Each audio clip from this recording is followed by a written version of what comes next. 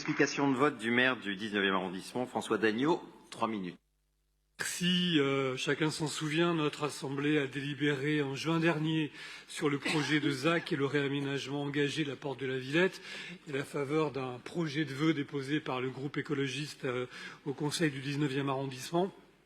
Nous avons à nouveau mené et partagé ce débat et pour l'essentiel partagé nos ambitions. À cette occasion, et je remercie Alice Timsit de l'avoir à nouveau rappelé, le constat a déjà été partagé de l'urgence à agir au moment où les riverains, un peu moins maintenant, mais enfin la situation reste fragile, on le sait, traverse une redoutable épreuve et alors qu'objectivement la porte de la Villette est aujourd'hui un quartier élargi d'ailleurs aux communes riveraines en large déshérence. Il y a donc urgence à agir, que personne ne l'oublie. Il faut aussi rappeler que le quartier de la porte de la Villette est adossé à ce qui est quand même le plus grand parc urbain européen. Pour ceux qui ne l'auraient pas à l'esprit, il s'agit du parc de la Villette.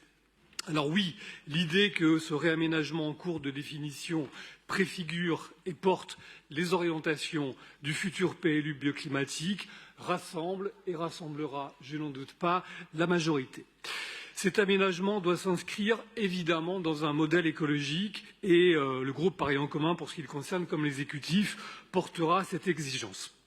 Cependant, je voulais rappeler 3 points qui me paraissent importants. Il n'existe pas de modèle écologique sans modèle urbain. De ce point de vue, la mixité des logements et des usages, activités, services publics, puisqu'il s'agit de répondre à la diversité des besoins, reste à nos yeux une exigence non négociable. Oui, le modèle urbain de la mixité des logements, des populations et des usages est fondamental, identitaire dans notre vision de la ville.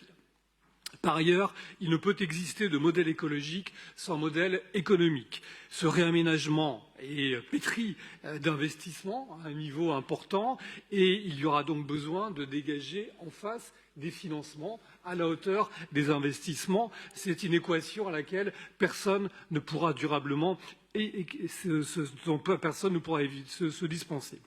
Alors bien sûr, on aura tous envie de multiplier les exigences, néanmoins sans financement, ce projet ne pourra avancer.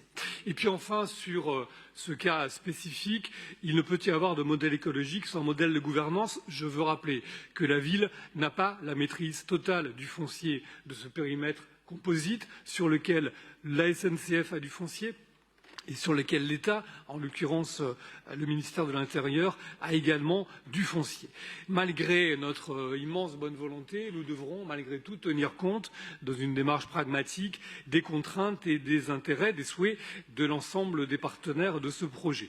Pour autant, nous serons d'accord pour constater, partager l'idée que ce réaménagement devra répondre aux exigences d'un modèle écologique, mais en harmonie avec le modèle urbain et les valeurs que nous portons.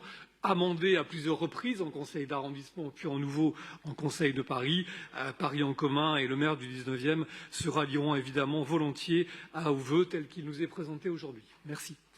Merci.